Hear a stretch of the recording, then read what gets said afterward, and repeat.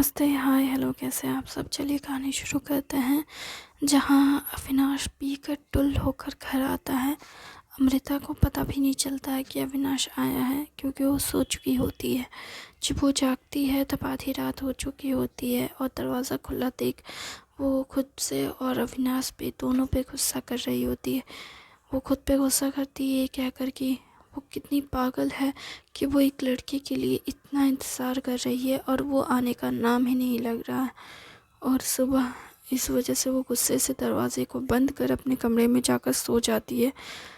उसके गर्दन में भी दर्द होने लगता है क्योंकि वो चेयर पे बैठे सोती है इस वजह से। फिर वो जब सुबह उठती है तो देखती है कि अविनाश के कमरे से आवाज़ें आ रही है। वो पहले बाहर से ही आवाज़ देती है कि अविनाश, क्या ये तुम हो? अविनाश। लेकिन कमरे से कोई आवाज़ नहीं आती है। उसे परेशानी होने लगती है। वो सोचती है घर पे कोई चोर घुसा है क्या, कहीं दरवाज़ा खुला था इस वजह से। वो किचन जाती है, किचन से पैन उठाती है, पैन हाथ में लिए सीधे अविनाश के कमरे की ओर जाती है। कमरा खोलती है तो उसे दूर से देख लगता है कि अविनाश ही है, पर फिर भी वो पेन को मजबूती से हाथ में पकड़ आगे बढ़ती है, आगे बढ़ते जाती है। और जैसे ही आगे बढ़ती है और अविनाश के करीब पहुंचती है, वैसे ही अविनाश मुड़ता है तो अविनाश जैसे ही मुड़ता है, अमृता एकदम से शॉक से चिल्लाने लगती है। चिल्ला करके पेन सीधे हाथ में लिए हाथ को उठा देती है, जिसकी वजह से पेन से अविनाश का सर टकरा जाता है। अविनाश कहता है, तुम पागल हो क्या, कितनी जोर से मार दिया। अमृता जोर से कहती है, मैं पागल हूँ, तुम पागल हो। इतनी ज़ोर से घर पे गाना बजा सकते हो, लेकिन तुम कान में हेडफोन डाले सुन रहे हो और ऊपर से इस तरह से मैं कब से आवाज़ दे रही हूँ, तुम्हें सुना ही नहीं देता। वॉल्यूम थोड़ा कम नहीं कर सकते? तुम्हारी आवाज़ बाहर तक आ रही थी, मैं डर गई थी। अविनाश कहता है, क्या तुम डर गई थी? आई एम सॉरी, मुझे पता नहीं था। क्या हुआ है? अमृता पेन को नीचे रखते हुए, मतलब उसके हाथ से छूट जाता है, पेन नीचे गिर जाता है ऑलमोस्ट। अमृता पेन को रखते हुए सीधे बेड पर जाकर बैठती है और कहती है, आंखों में आंसू लिए, मैं कितनी परेशान थी, तुम कितने बुरे हो, तुम्हें समझ नहीं आता। मैं कल रात को कितना तुम्हारा इंतज़ार कर रही थी, दरवाज़ा खुला रखा था, मैं कितनी डर गई तुम्हारे। अमृता को इस तरह देख अविनाश भी बहुत परेशान होता है और अविनाश अमृता के पैरों के पास बैठ जाता है और उसके हाथों में हाथ डाले कहता, क्या हुआ है? मान। फिर अमृता उसे खींच के तमाचे मारने लगती है, बहुत मारती है उसे और मारते हुए रो रो कर कहती है, तुम बहुत बुरे हो, तुम बहुत बुरे हो, तुम्हें समझ नहीं आता तुमने क्या किया। तुम कल रात को घर नहीं आए। पहले तो मैंने सोचा कि तुम आ जाओगे, 10:30 बजे तक मैंने तुम्हारा इंतज़ार किया, तुम नहीं आए। फिर मैंने दरवाज़ा खोलकर बाहर बैठी रही कि तुम आओगे, और तुम आए भी तो तुमने मुझे जगाया भी नहीं और ना ही घर का दरवाज़ा बंद किया। पता है, मुझे लगा तुम पूरी रात नहीं आए। मैं आधी रात को जगी, मुझे लगा तुम नहीं आए, इसलिए मैंने गुस्से से दरवाज़ा बंद कर दिया। फिर भी मुझे पूरी रात ठीक से नींद नहीं आई, ये सोचकर कि अगर तुम आओगे, दरवाज़ा बंद रहेगा तो तुम कहीं गुस्सा ना करो, अपसेट ना हो जाओ। मुझे ठीक से नींद तक नहीं है और तुम यहाँ कमरे में आके आराम से सोए हुए पड़े थे। सुबह उठकर काम भी कर दिया। क्या थे तुम? हाँ, तुम पता है कि मैं कितनी परेशान हो गई थी। अविनाश अमृता की ऐसी हालत देख एकदम से परेशान हो जाता है और कहता है, आई एम सॉरी, मुझे माफ़ कर दो। मुझे इस तरह से नहीं करना चाहिए था। मुझे पता नहीं था कि तुम इतनी परेशान हो जाओगी। मैं था, क्योंकि कल तुमने ठीक से मुझसे बात नहीं की सुबह।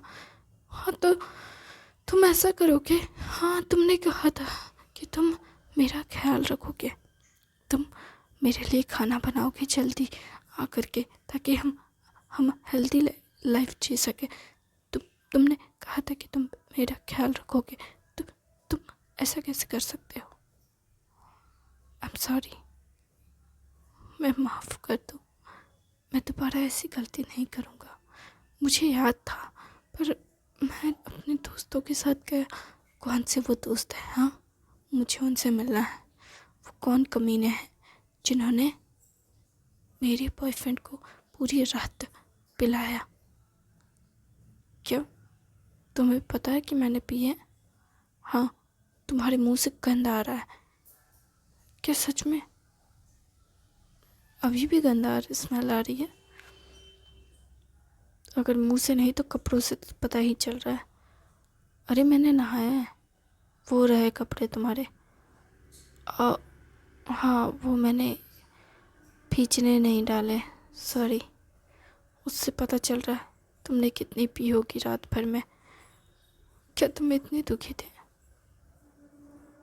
नहीं, मैं दुखी नहीं था। तो फिर तुम क्यों पिए? तुमने इतनी क्यों पी? बताओ, क्या हुआ है? वो तुमने सुबह ठीक से बात नहीं की तो इसलिए मैं थोड़ा अपसेट था। फिर दोस्तों ने मुझे चेयर अप किया तो फिर मेरा मूड अच्छा हुआ, तो उन्होंने कहा कि आई एम सॉरी। मुझे नहीं पता कि मैंने ऐसे क्यों रिएक्ट किया। बस मुझे तुमसे दूर रहना था। मुझसे दूर? क्यों? मुझे नहीं पता। बस तुमने जब कहा तुम गोवा जा रहे हो तो मुझे नहीं पता मैं कैसे रिएक्ट करूं। तुम क्या चाहती हो कि मैं ना जाऊं? नहीं, ऐसा कुछ नहीं है। मुझे तुम्हारे जाने या ना जाने से फ़र्क नहीं पड़ता, पर पता नहीं क्यों मैंने ऐसे रिएक्ट किया। मुझे नहीं पता, बस मुझे लगा कि मुझे तुमसे दूर रहना चाहिए। मुझे खुद नहीं समझ आया कि मैं ऐसी क्यों। I am sorry. मैं बस खुद को समझना, मुझे थोड़ा टाइम चाहिए था। आई एम सॉरी, मुझे ऐसे रिएक्ट नहीं करना चाहिए था, पर मैं खुद को कंट्रोल नहीं कर पाई। मुझे नहीं पता मुझे क्या हुआ। I am sorry. दोनों एक दूसरे को गले लगाकर रोने लगते हैं और कहते हैं, एक दूसरे से बार बार माफ़िया मांगते रहते हैं दोनों जन मिलके एक दूसरे से, आई एम सॉरी। और ये सॉरी वाला सिलसिला काफ़ी वक्त तक चलते रहता है। फिर अविनाश कहता है, छोड़ो, दोनों की गलती थी, हम दोनों ही गलत थे और हम दोनों ने ही एक दूसरे को गलत समझा। इट्स ओके, अब तुम रोना बंद करो। देखो, तुम रोती हो तो कितनी तुम्हारी सांस फूल जाती है। हाँ, तुम इतने परेशान क्यों हो जाती हो और तुम्हें ऐसा क्यों होता है? पता नहीं, मैं नहीं जानती। तुम ना मेरे साथ डॉक्टर के पास चलो। नहीं, मुझे डॉक्टर के पास नहीं जाना, मुझे डॉक्टर पसंद नहीं। ये क्या मतलब है? देखो, हो सकता है मैं ज़्यादा इमोशनल हूँ, इसलिए शायद हो सकता है। तुम और इमोशनल, तुम हार्टलेस हो। क्या तुम्हें ऐसा लगता है कि मुझ में इमोशंस नहीं है? मैंने तुम्हें कभी भी ऐसे नहीं देखा। शायद मैं पहला लड़का होऊंगा जिसने तुम्हें रुलाया है। हाँ, तुम पहले हो जिसने मुझे इतना रुलाया।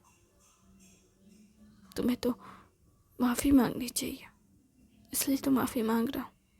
आई एम सॉरी, मैंने तुम्हें रुलाया है उसके लिए। आई एम सॉरी, मैंने भी तुम्हें बहुत परेशान किया उसके लिए। अब जब सब ठीक है, हाँ, क्या सच में सब ठीक है? तो चलो नाश्ता करते हैं। देखो, ब्रेकफास्ट करना ज़रूरी है और तुम आज ऑफिस नहीं जाओगी। तुम जबकि पूरी रात ठीक से सोई नहीं हो तो तुम रेस्ट करो, मैं तुम्हारे सीनियर को बता दूंगा। तुम पागल हो? मैं ऑफिस से ऐसे छुट्टी नहीं ले सकती। अरे एक दिन की छुट्टी तो तुम ले ही सकते हो। तुम्हें पता है तुम 365 दिन कथा मजदूरी ही करती हो। ऐसा कुछ नहीं है। मैं बस, मुझे काम करना पसंद है और मैं घर पे रह के करूँगी भी क्या? कुछ नहीं है करने के लिए तुम्हारे पास? नहीं, मेरे पास कुछ भी नहीं है करने के लिए। तुम पेंटिंग करो। क्या पेंटिंग? हाँ, मैंने एक बार तुम्हारे कमरे में एक स्केच बुक देखी थी, बहुत सुंदर थी। उसके भी स्केच बुक के ऊपर तुम्हारा नाम लिखा था। वो पेंटिंग बुक?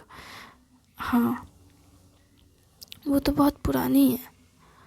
हाँ, तुम बहुत अच्छी पेंटिंग करती हो, तो घर पे रखो, अच्छी पेंटिंग बनाओ। और एक चीज़ अगर मैं मांगूँ तो तुम दोगी?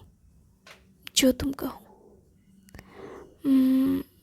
मुझे तुम्हारे हाथ का बनाया हुआ खाना चाहिए, स्पेशली वो पालक पनीर जो तुमने मेरे लिए पहले बनाई थी। ठीक है, ओके। सच में? तुम सच कह रही हो ना? हाँ, सच कह रही हूँ। ठीक है, बिल्कुल, मैं तुम्हारे लिए वो बनाऊंगा। तुम्हें कोई प्रॉब्लम नहीं? नहीं, कोई प्रॉब्लम नहीं। तुम जो चाहती हो, मतलब तुम जो चाहते हो वो तुम्हें मिलेगा। आखिर मैंने गलती की है, क्या तुम इसलिए करोगी क्योंकि तुमने गलती की है? नहीं, मैं तुमसे प्यार करती हूँ, इसलिए भी ये करना चाहती हूँ। मुझे ऐसा लगा कि तुम इसलिए करना चाहती हो क्योंकि तुम्हें लगता है कि तुमने गलती की। ऐसा नहीं है।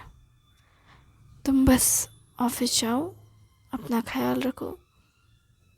पहले ब्रेकफास्ट करते हैं साथ में।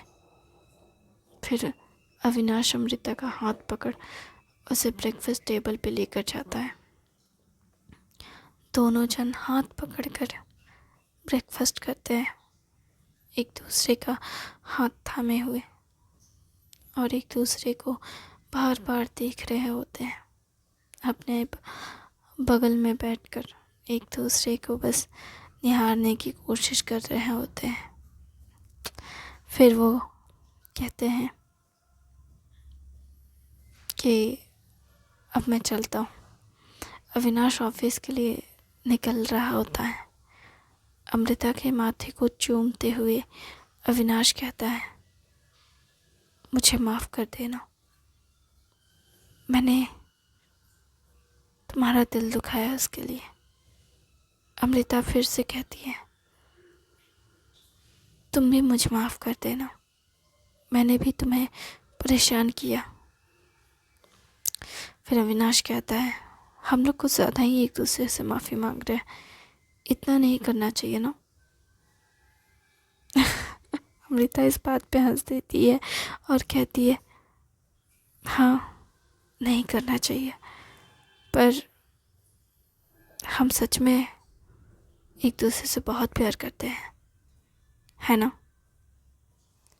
अविनाश जब भी ऐसी बातें करता है, अमृता बेचैन सी हो जाती है, लेकिन वो जवाब हमेशा हाँ में देती है। कहती है हाँ।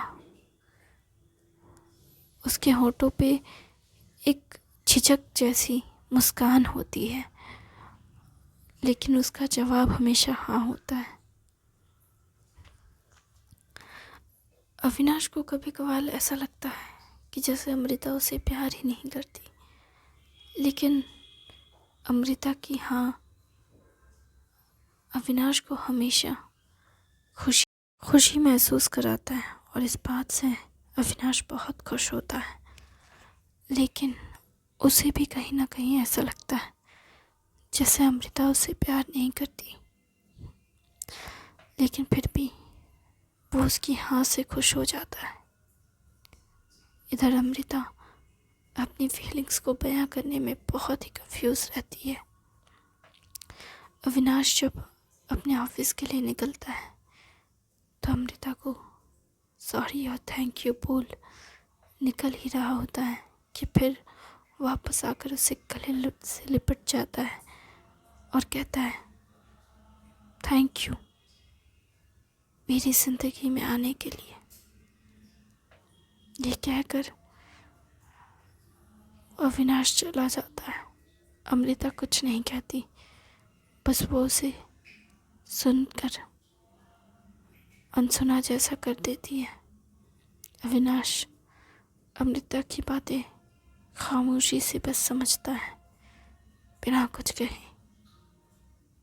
फिर वो चला जाता है। ऑफिस में जाकर वो बहुत खुश होता है कि अमृता उसके लिए परेशान हुई, उसके लिए टेंस हुई, लेकिन साथ ही वो दुखी भी होता है कि मेरी वजह से वो इतनी ज़्यादा रोई। जिस लड़की के आंखों में कभी आंसू नहीं आए, मेरी वजह से उसके आंखों में आंसू आए। मैं कितना बुरा हूँ। उसी वक्त वो फिर एक डॉक्टर से अपॉइंटमेंट लेता है। वो एक जनरल फिजिशियन को से अपॉइंटमेंट लेता है। जब वो जनरल फिजिशियन से अपॉइंटमेंट लेता है तो डॉक्टर की जो नर्स होती है, जो नाम लिखती है, वो पूछती है कि किसका नाम लिखा जाए। तो अविनाश कहता है अमृता। फिर नर्स कहती है वो आपकी क्या लगती है? मेरी गर्लफ्रेंड है। गर्लफ्रेंड की इतनी फिक्र? हाँ, क्योंकि वो मेरी पत्नी बनने वाली है। ओह अच्छा, कॉन्ग्रेचुलेशन। नहीं, अभी ये करने की ज़रूरत नहीं है। अभी तो मैंने उसे प्रपोज़ भी नहीं किया। ओह ऐसे, फिर भी एडवांस में कॉन्ग्रेचुलेशन सर। ओके। वैसे तो नर्स इतनी सवालात नहीं करती, किसी भी डॉक्टर की किसी भी नर्स ऐसे सवाल नहीं करती, लेकिन उसे अविनाश की आवाज़ बहुत पसंद आ जाती है। आवाज़ ही सुनकर वो एकदम से दीवानी हो जाती है। लेकिन जैसे ही वो सुनती है उसकी गर्लफ्रेंड, तो वो बहुत ही मायूस हो जाती है और फ़ोन रखते ही वो नर्स अपने कॉलीग से बात करने लगती है। कहती है अभी मैंने बहुत ही सेक्सी सा साउंड सुना। क्या मतलब? एक लड़की की आवाज़ थी। तो बहुत अच्छी आवाज़ थी यार, पर उसकी गर्लफ्रेंड है। हाय, बेचारी का दिल टूट गया। उसकी आवाज़ में ही ना एक अलग सी कशिश थी। मैं तो फिदा हो गई। ज़्यादा सपने मत देख, दिन में गर्लफ्रेंड है उसकी। गर्लफ्रेंड के लिए अपॉइंटमेंट लिया है उसने। वैसे कल आएगा तो देख लूँगी। अच्छा, उसे देखने के लिए बेताब हो? ऑफ कोर्सली, वो अपनी गर्लफ्रेंड को लेकर आएगा तब देख लूँगी। तुमने लिखा उसका नाम पूछा? नहीं, पेशेंट का नाम पूछना होता है, फैमिली मेम्बर का थोड़ी ना। मैंने बस उसका रिश्ता पूछा था, पर उसने तो कह दिया कि मैं तो उसे प्रपोज करने वाला हूँ। वाह, होने वाला हस्बैंड है वो। हुआ तो नहीं ना? तो भी यार, उसकी बात से पता चल रहा था अपनी गर्लफ्रेंड से बहुत प्यार करता है वो। हाँ, ऐसे लड़के हमें क्यों नहीं मिलते जो हमसे भी इतना प्यार करे। मुश्किल है, पर मिल तो जाएंगे। वैसे तुम्हें पैसे वाले लड़के चाहिए थे ना? पैसे वाला हो तो क्या हुआ, चाहिए तो हाँ, लेकिन प्यार भी तो साथ में चाहिए। पैसे से तो पेट भरा जा सकता है, लेकिन प्यार से मन को तो कुछ ना कुछ चाहिए ना। थैंक यू वेरी मच इस कहानी।